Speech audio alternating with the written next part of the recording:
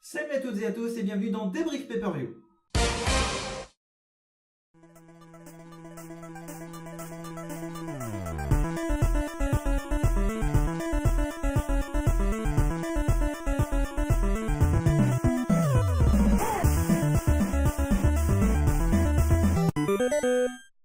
Aujourd'hui avec un peu de retard, et si j'ai raté aussi de jouer à Resident Evil 2, nous allons traiter du coup de Fastlane, dernier pay-per-view de la WWE, dernier arrêt avant WrestleMania. Quel dernier arrêt du coup? Bon, on va y revenir, mais on va faire clair direct, j'en suis pas fan. Ça n'engage que moi, mais j'en suis pas fan.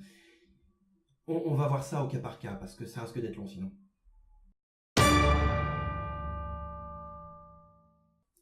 Premier match de cette soirée, le SmackDown Tag Team Championship match opposant Shane McMahon et The Miz.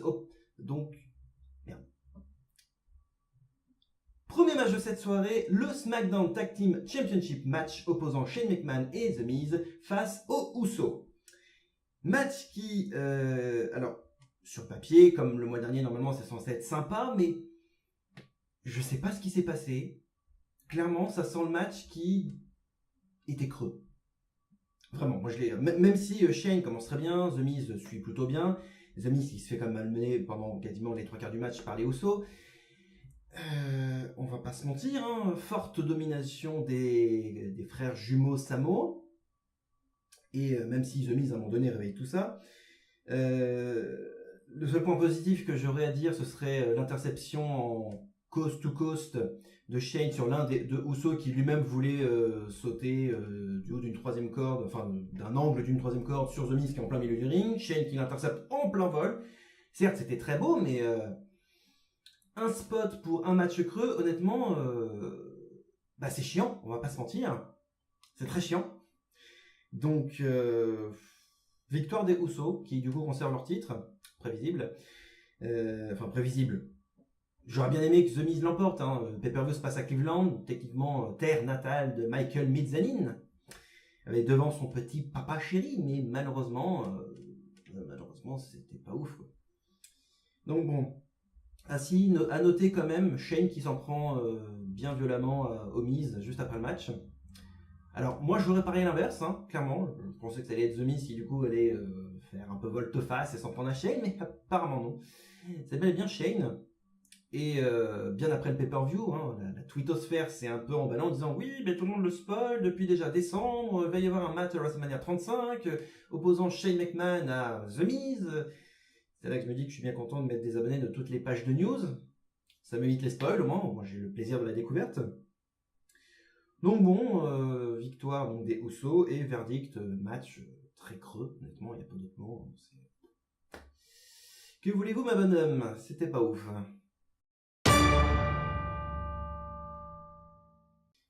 Match suivant, ce SmackDown Women's Championship match opposant Asuka à Mandy Rose. Comment dire? Match beau, victoire d'Asuka. Non, j'ai rien à dire sur ce match, honnêtement. J'ai rien contre ces personnes-là, mais le match était à chier, quoi. Je veux dire, il est... Enfin, à chier. Non, j'exagère. Honnêtement, franchement, j'exagère beaucoup. Il était pas ouf, quoi. C'est pire que le match d'avant. Il faut le faire quand même, je veux dire, c'est Asuka, merde, je veux dire, elle est tombée quand même bien bas, la pauvre, je veux dire, Mandy Rose, quoi. Enfin, je sais bien que Charlotte et tout un tas d'autres personnes sont occupées, mais il y avait personne, vous auriez pas pu mettre Naomi, je sais pas, quelqu'un de valable, même Carmella, à la rigueur, j'aurais accepté, mais Mandy Rose, quoi. C'était pas incroyable, donc victoire d'Asuka, match très bof, très dispensable. Bon, c'est à ce moment-là que le pay-per-view commence à se dire j'en ai plus rien à branler, clairement. Normalement, apparemment, à SmackDown, alors je suis pas à SmackDown, je regarde que les pay-per-view en ce moment et je m'en vois pas plus mal. Normalement, à SmackDown, du coup, Kofi voulait avoir sa chance face à Daniel Bryan pour le titre, ce à quoi ça lui a été refusé et Kevin Owens a pris sa place. Merci Vince, qui commence à la faire en ce moment à tout le monde, donc c'est génial. Les New Day essaient de convaincre Vince que Kofi soit dans le main event, du coup, en tout cas dans le match. Kofi arrive, et finalement on lui dit que ce sera un handicap match face à Sheamus et Cesaro. Et si Kofi l'emporte, il intègre du coup le WWE Championship match face à Daniel Bryan et Kevin Owens. Alors, on va rater la blague tout de suite. Hein. J'appelle ça une humiliation. C'est pas un match, c'est une humiliation. Le truc, c'est juste du remplissage pour le pay-per-view. Vraiment, c'était fortement indispensable. Quitte à lui dire non, dites-lui non. Quoi. Ou à moins que c'est pour teaser que Kofi ira à WrestleMania 35 pour affronter Daniel Bryan. Ce serait cool, honnêtement, mais peu probable. Quoique, honnêtement, je suis pas en mode oracle, en mode Nostradamus, ni quoi que ce soit. C'est pas mon délire, je suis pas dans le fantasy booking. Mais bon, humiliation totale, tentative des deux autres New Day d'arriver pour aider leurs potes. Mais finalement, Rusev et Shinsuke Nakamura interviennent, les empêchent, et du coup, The Bar, parce que oui, je rappelle que c'était Kofi contre The Bar, hein, font une victoire. J'appelle pas ça un match, encore une fois, c'est pas incroyable, c'est pas ouf. Et victoire The Bar, voilà, c'est pas...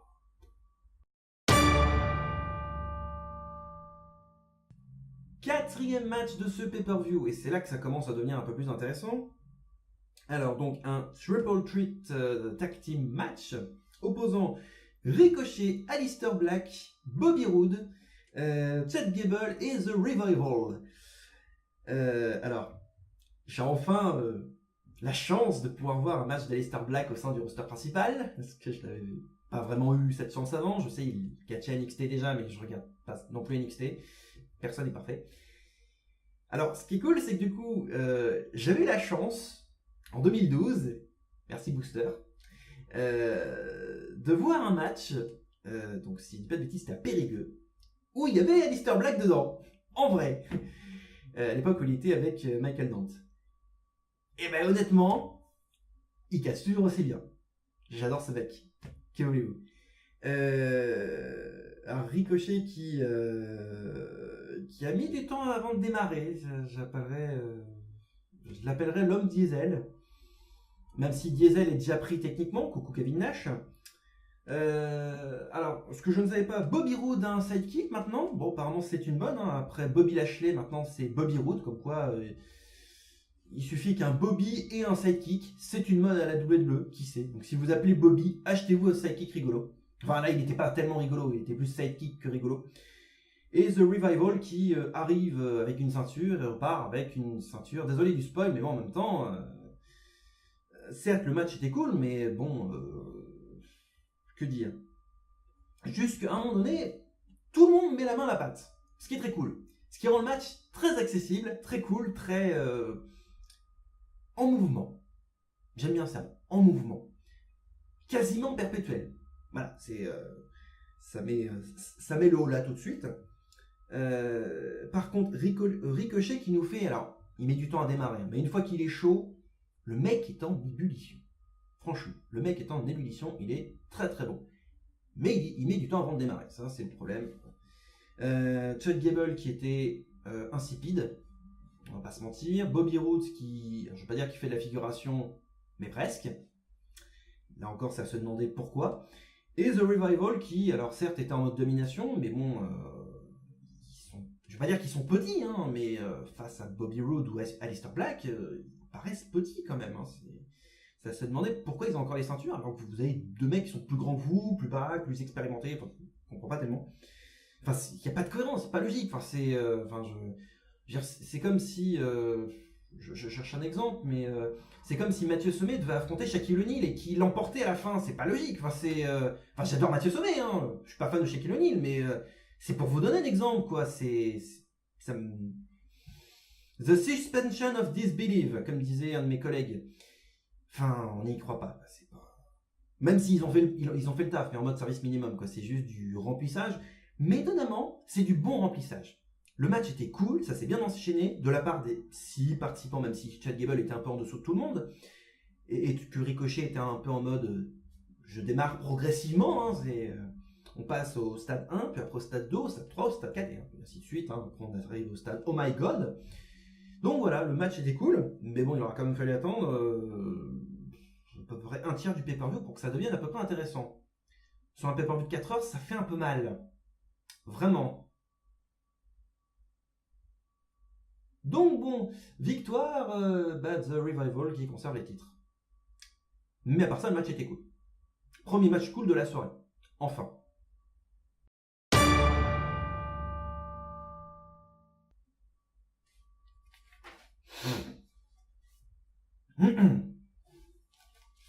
Du coup, on a mis 1, 2, 3, 4.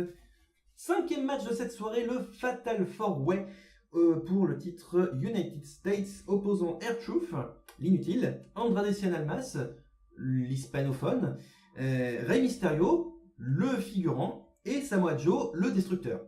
Alors, juste, moi ça me faisait marrer. On en parle du mec dans les tribunes qui, lors de l'entrée de Samoa Joe, montre une pancarte, petit clin d'œil à Ocarina of Time. Oui, le pire c'est qu'il a raison en plus quelque part, mais là n'est pas le sujet. Voilà. Bon, il y a un autre clin d'œil plus tard dans le pay-per-view, mais on y viendra en temps voulu. Donc bref. Alors, on va mettre les choses au clair tout de suite. Samoa Joe est le dominant du match. Et R-Truth est un peu l'inutile du match. Voilà, donc déjà ça vous pose la brasse, hein. On va mettre les choses au clair tout de suite. C'était pas ouf, hein, mais étonnamment, ça s'est transformé en 3 contre 1 à pas mal de moments. Et malgré tout, Samoa Joe défonce la gueule de tout le monde. Ce qu'on pourrait résumer à et à la fin, c'est Samoa Joe qui gagne. Chose qui marche aussi avec Brock Lesnar. Bon, c'était prévisible en même temps. Alors j'ai noté le DDT de Mysterio sur Joe. Bon, voilà, on note plein de trucs. Hein. Alors si, le match varie entre 3 contre 1 ou 2 contre 2. Ça dépend à certains moments. Je vous laisse faire votre propre avis. Le match était cool. Le match était très cool. Encore une fois, il suffit d'attendre le tiers du match, voire presque la moitié, pour que le pay-per-view devienne intéressant. Sur un pay-per-view de 4 heures, c'est assez grave quand même, mais bon, c'est un peu du foutage de gueule à ce stade. Victoire de Samoa Joe qui conserve du coup le titre United States dans un match qui du coup était pas mal, et en tout cas il n'aura pas démérité. Alors, en tout cas, Andrade Cien Almas c'est pas mal, je trouve, pas mauvais, et Rey Mysterio n'a plus rien à prouver. Hein. Le mec, ah oui, il y en avait un quatrième, R-Truth, j'avais oublié. Voilà. Ah si, durant l'entrée d'R-Truth, il y a Carmella qui du coup chantait avec lui. J'aime pas sa voix. Définitivement, je ne l'ai pas fait pour le chant, je pense. Voilà. 6e match de ce pay-per-view, le Women's Tag Team Championship match, opposant Sasha Banks et Bayley, championne en titre, aux cousines samoanes, donc Tamina Snuka et Nia Jax. Oui, je sais, on l'appelle Tamina, mais bon, j'aime bien mettre des noms, que voulez-vous. Alors, je n'ai rien contre Sasha Banks. Je ne suis pas votre ennemi. Rassurez-vous. Elle n'était pas incroyable quand même. À ce stade, j'appelle même plus ça le service minimum. J'appelle ça, je suis dans le match pour qu'il y ait mon nom quelque part. Mais honnêtement, j'ai un peu regardé dans le match, quoi. Enfin, je vais pas dire, mais c'est comme Bayley qui a fait les 3 quarts du truc. À elle toute seule. Vraiment. Qu'on donne un cookie à cette femme. Ou une médaille, je sais pas, c'est comme vous voulez. Bon, par contre, alors, juste, on m'explique. Hein. Les 2 cousines samoanes, bref, 2 cousines de The Rock, si vous préférez, ont quand même fait le boulot. Elles ont bien géré pendant tout le match.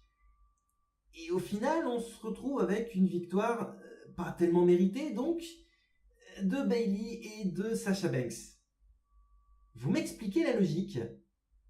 Sauf qu'en plus, à la fin du match, on avait encore dans le bin, hein, c'est juste que, pour une raison qui m'échappe, c'est toujours à la fin Sasha Banks qui l'emporte. À la longue, ça devient gonflant, hein, c'est l'effet Brock Lesnar, Samoa Joe, appelez ça comme vous voulez. Mais c'est chiant. C'est très chiant. Vraiment, c'est... Le seul truc, c'est que, ouais, encore une fois, Bayley fonctionne, mais Sasha est au ralenti. Voilà. Donc, ça notait juste que Beth Phoenix était du coup en guest commentaire pour la table américaine, qu'après le match, petit jeu de regard entre Tamina et Beth Phoenix du style je vais te péter la gueule. Manque de bol, elle se fait un peu malmener par les deux cousines, hein, Beth Phoenix, et du coup intervient, et c'est là qu'on se dit pourquoi pas, Natalya qui du coup sort du backstage pour aller sauver sa grande copine des Women's of Domination. Moi je me rappelle plus de la team qu'ils avaient à l'époque. Alors, j'ai noté entre parenthèses dans mon carnet teasing de WrestleMania 35, point d'interrogation. C'est possible hein, techniquement, mais ouais si c'est possible, ça peut être marrant. Après, il faut voir dans quel match peut les mettre. Mais le problème, c'est qu'au bout d'un moment, faire perdre tout le temps Nia Jax et Tamina, ça devient chiant. Ça devient très chiant, vraiment. Je pourrais penser que ce serait de l'acharnement. Je veux dire, pourquoi faire gagner systématiquement les Usos ou Roman Reigns si c'est pas pour ne pas faire gagner les deux cousines? Si c'est juste parce qu'elles ont un physique disgracieux, je trouve ça lamentable. Ça devient chiant à la longue. Mais bon. Donc, victoire de Bayley et de Sasha Banks qui du coup conservent leur titre tag team. Septième match de ce pay-per-view, le WWE Championship match opposant Daniel Bryan, Kevin Owens et alors, c'est la surprise, non pas Kofi Kingston, mais un mec d'autant plus surprenant, Mustafa Ali. Pourquoi pas hein, sérieusement, et pourquoi pas mec à ma connaissance, il me semble qu'il était du côté de 205 Live, si je ne dis pas de bêtises. Oui, tout le monde dit 205 Live, moi je dis 205 directement, ce sera plus simple. Et le mec n'a pas à démériter. Alors je vais plus me concentrer d'abord sur lui, après sur les deux autres protagonistes. Hein. Mais pour un mec qui à la base joue dans la catégorie Cruiserweight et se met chez les Heavyweight, le mec mérite d'être là. Même si honnêtement, Daniel Bryan ou Kevin Owens, je ne sais plus lequel, je crois que les deux l'ont fait, ont pris la tête comme ça en disant ouais tu ne mérites pas d'être ici. Bah la preuve que si, parce qu'honnêtement il arrive à tenir la dragée haute aux deux autres. Donc en toute honnêteté il a été plutôt bon, très très bon même. Franchement c'était incroyable. Alors je note toutefois aussi c'est pas une élimination, mais si ça avait été le Rumble ça aurait été comme une élimination. En gros, Mustafa Ali voulait monter sur le haut d'un des angles du ring et Daniel Bryan en fait lui se jette sur lui avec les deux pieds en avant et l'éjecte façon Super Smash Bros. Les connaisseurs savent de quoi je parle. Et je dois l'admettre, avec les trois mecs dans le ring, le match a été très très très disputé. Il a été très bon. Bon, c'est dommage que Kofi soit pas présent. Hein. Peut-être qu'il sera présent pour une revanche, qui sait, à Mania ou peut-être plus tard dans l'année, qui sait. Mais Kofi, il mérite aussi sa chance. Mais je dois admettre que Mustafa Ali est plutôt bon, même très bon, et j'ai été très très très très surpris de sa performance face à des mecs qui sont pourtant n'ont plus rien à prouver. Hein, on va plus se mentir. Je veux dire, Daniel Bryan est un excellent catcheur, Kevin Owens l'est tout autant. Mais voir Mustafa Ali aussi jouer dans la même catégorie, ça fait plaisir à voir, honnêtement. Donc bon. Victoire quand même de Daniel Bryan, qui du coup conserve son titre. Alors, j'avais dit tout à l'heure, je placerai un autre clin d'œil. Daniel Bryan est accompagné de Rowan, ex-Eric Rowan, qui, alors j'adore son t-shirt. Pour ceux qui ne le savent peut-être pas, son t-shirt en fait représente un groupe de rock metal, si j'ai bonne mémoire, qui s'appelle un groupe de rock suisse, qui du coup possède des sonorités très irlandaises, nommé LVC, groupe de rock que je vous recommande chaudement si vous ne connaissez pas et que vous appréciez le rock. Bon, si vous connaissez normalement, voilà, une présentation me sert un peu à rien, mais bon. Voilà, je veux dire, ça m'a fait tiquer de voir deux clins d'œil, deux petites références placées dans ce pay-per-view, entre la pancarte Zelda et le t-shirt LVC. C'était quand même assez sympa à voir. Donc bon, verdict, je l'ai nommé super match. Il mérite clairement cet adjectif. Avant-dernier match de ce pay-per-view. Match opposant Becky Lynch à Charlotte Flair. Alors, match avec un enjeu, non pas pour une ceinture, mais pour une place qualificative d'une certaine manière. Si Becky Lynch remportait son match, d'une quelconque manière, j'entends bien, déjà ça veut tout dire en disant ça, le match féminin, le Raw Women's Championship match à WrestleMania 35 serait donc un triple threat match Ma prononciation à l'anglaise est très mauvaise, hein, je reconnais. Donc, déjà, avec ce que je viens de dire, ça veut tout dire. J'ai pris quelques notes en plus. Match très éloquent de Charlotte. C'est vrai que, honnêtement, j'avais l'impression qu'elle combattait avec un micro à côté. Vraiment. Micro qui, du coup, fut désactivé lorsque Seth Rollins arrivera dans son match après, mais ça, on en parlera tout à l'heure, parce qu'il l'active que quand ça les arrange. Hein. J'admire quand même la résistance. Enfin, pardon, je précise. La résistance, pardon, de Becky Lynch, parce qu'il faut pas déconner quand même, hein, quand t'as une jambe blessée, tu combats pas, hein, ça paraît logique.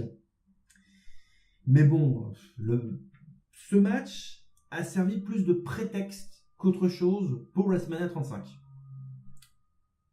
Non mais en fait, les trois quarts des trucs de ce pay-per-view servent de prétexte pour WrestleMania 35. Donc du coup, ça me rappelle un truc, mais on verra ça en fin de vidéo d'ailleurs. C'est ce que là c'est, enfin, 2 fois dans la même semaine, ça commence à faire beaucoup là. Donc bon, Ronda Rousey intervient, prend la béquille de Becky Lynch et tape sur Becky Lynch avec pour qu'elle puisse l'emporter par disqualification. Hein, donc Becky l'emporte d'une manière ou d'une autre, hein, pas de la manière dont on croit. Ce qui fait donc que le Raw Women's Championship match de WrestleMania 35 sera donc un match à 3. Voilà. Parce que sur Pornhub, on appelle ça un threesome, par exemple. Je crois. Donc bon, match qui était totalement inutile. Hein. Je vais pas vous le cacher, c'était pas top. Vraiment, enfin, moi en tout cas, je l'ai pas aimé. Je vais être franc avec vous, le match n'a servi que de prétexte. Voilà, on vous place des matchs féminins et avec des personnes qui sont pas mauvaises, mais bon, c'est du prétexte. Rien de plus, c'est du remplissage. Et les 3 quarts de ce pay-per-view, c'est rempli de remplissage. Enfin bref. Passons au main event.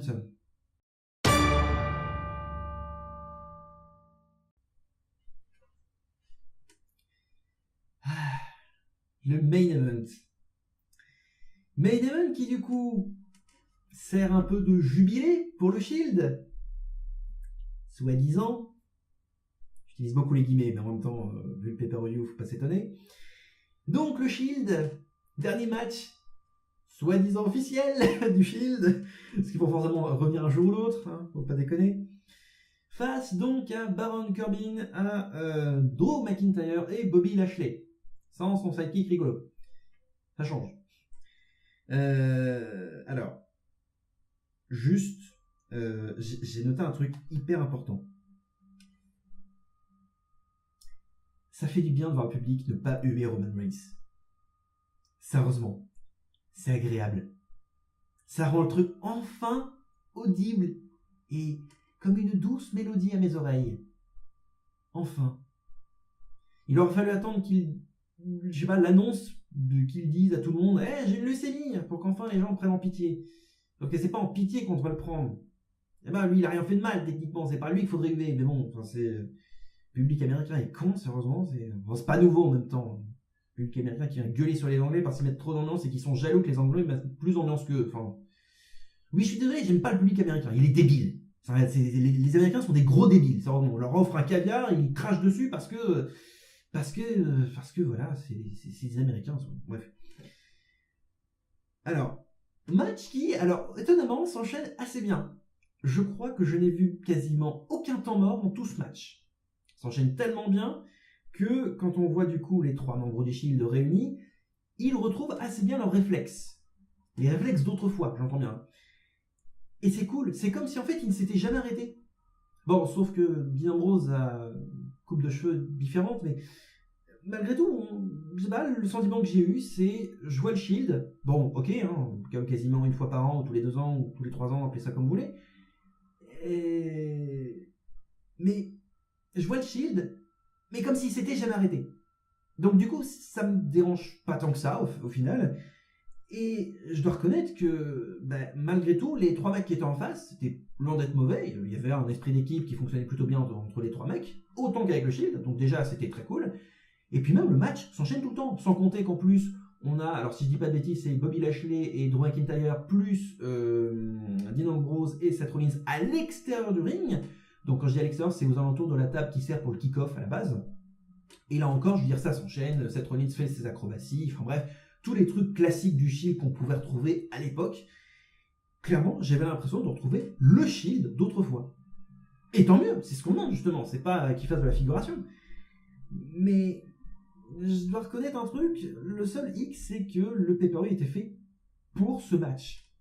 L'affiche, c'était les 3 membres du Shield. Donc du coup, de base, on s'attendait à ce que le pay-per-view se soit centré sur ces 3-là. Principalement, parce que ce match-là n'avait pas d'enjeu.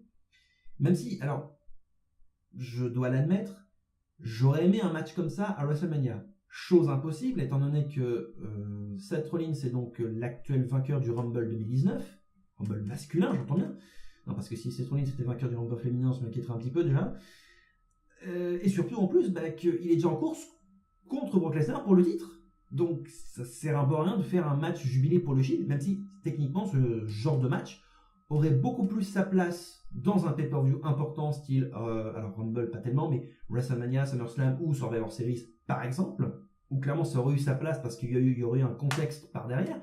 Mais là derrière, le mettre à Fastlane, alors que les 3/4 des matchs du pay-per-view, c'est du remplissage assez inutile qui sert pour justifier WrestleMania, je trouve que ça dessert un peu le match qui sert de jubilé au Shield, finalement. Donc, ça n'en fait pas un mauvais match, loin de là, mais juste que ça aurait été cool de mettre ce genre de match-là à un autre moment dans le calendrier. Voilà. À moins qu'il serve du coup pour WrestleMania, mais chose qui du coup me paraît totalement improbable. Donc bon, victoire du Shield. C'était à prévoir du coup. Dans un match qui, alors je l'ai qualifié cool, sympa, agréable et plutôt fun à voir, et même avec un côté nostalgique. Parce que je sais, le Shield s'est pourtant reformé, tenté de se reformer plusieurs fois, mais il n'y avait pas cette même âme. Là, j'avais l'impression de retrouver le Shield d'autrefois, le vrai Shield d'autrefois.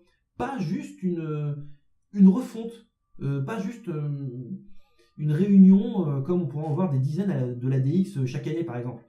Donc non, c'est honnêtement très cool à voir. Et je dois admettre, c'est toujours sympa de voir le Shield quand même. Voilà.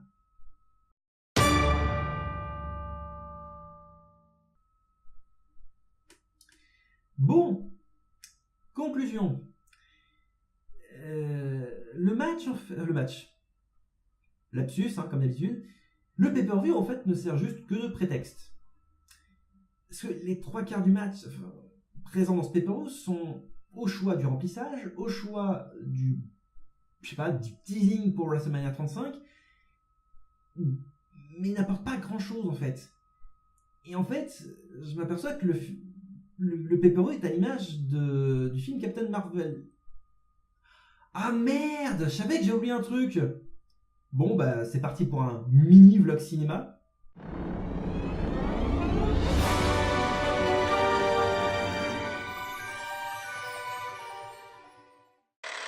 Bon, bienvenue à vous dans ce mini vlog cinéma consacré à Captain Marvel. Bon, je sais que c'est pas la place, mais en même temps, j'improvise un peu à l'arrache. Pourquoi je parle de Captain Marvel maintenant ? Et là, en fait, comment dire, Captain Marvel sort à peu près au même moment que Fastlane et possède quelque chose qui du coup le rattache à un truc du mois d'avril. Fastlane vis-à-vis de WrestleMania 35 et Captain Marvel pour Avengers 4 Endgame. Et les deux choses sont exactement pareilles. C'est-à-dire que clairement, c'est juste pour teaser. Rien de plus. Captain Marvel n'est pas un mauvais film, mais c'est juste du bouche-trou, du remplissage pour Avengers 4, un de plus. Et Fastlane, du même acabit, c'est exactement pareil. Je veux dire, 2 fois la même semaine, j'ai l'impression d'être pris pour un con, quoi, quasiment. Donc bon, non, Captain Marvel n'est pas un mauvais film, mais clairement, c'est juste, regarde, moi je suis Captain Marvel, je vais défoncer Thanos. Ça va 2 minutes, mais bon, là où Black Panther apportait quelque chose. Il y avait une histoire derrière. Enfin, si tant est que vous aimez le Roi Lion. Là, c'est juste, bonjour, je suis une fille, je suis badass, point barre. Enfin, à part la scène où, bonjour, j'ai l'impression d'être Goku, Superman, Super Saiyajin, et je vais me voler dans l'espace pour défoncer à la gueule de Pseudo X-Wing, et pour me mettre la misère à Ronan. Non mais en gros c'est ça quoi. C'est même pas l'enjeu du film, c'est même pas un spoil quoi de base. Oui c'est dans la bande annonce quoi. Donc globalement c'est juste bonjour je suis badass. En gros c'est du remplissage. Et Fastlane, c'est du même acabit. J'adore, je fais une conclusion en même temps que je fais un blog ciné, c'est du talent. Non, mais merde. Mais merde, Ouais, donc... Fastlane n'est pas un méga ouf pay-per-view. Je veux dire, il n'y a pas d'enjeu principalement, enfin c'est juste du teasing, c'est juste pour dire, regardez, il va se passer ça du coup à WrestleMania. Et pour Captain Marvel, c'est quasiment la même chose vis-à-vis d'Avengers. Donc, j'ai vu des Marvel qui étaient quand même beaucoup mieux. J'ai vu des pay-per-view de la WWE qui étaient quand même beaucoup mieux aussi. Donc merde! Quel est l'intérêt, sérieusement? Je veux dire, c'est pas un mauvais pay-per-view, mais c'est du remplissage, c'est du teasing, il y a rien. Elimination Chamber, il y avait au moins quelque chose. Royal Rumble, il y avait au moins quelque chose, mais là, il y a que dalle. Sérieusement, c'est du foutage de gueule. Pourquoi mettre 3 pay-per-view avant l'année alors que tu peux en mettre 2? Sauf qu'en plus, t'as 9 matchs. Les 3 quarts, c'est du remplissage. Pas déconner, quoi. J'y vais attendre quasiment un tiers du pay-per-view pour que ça devienne intéressant. Enfin, c'est... Non. Et les gens payent pour un truc pareil. Faut pas abuser, quoi. Bon, je me rattrape au moins avec quelques bons matchs. Le triple match tag était cool.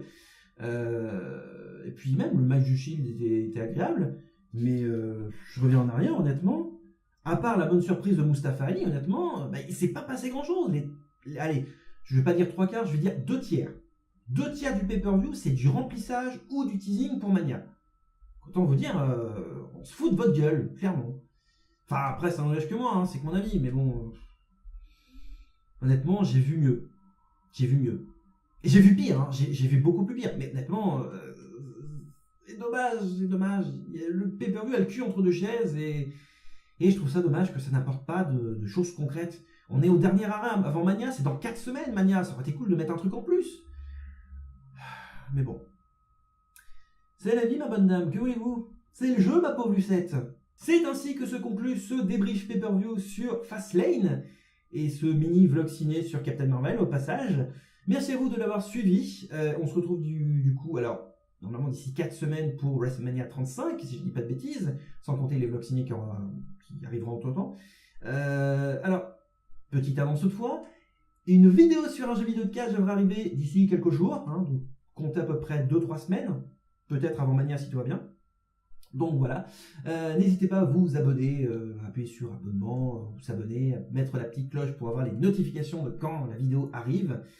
Et mettez un petit pouce bleu aussi si vous avez apprécié cette vidéo. Voilà, que voulez-vous. Voilà, on se retrouve du coup très vite pour de prochaines vidéos. D'ici là, portez-vous bien.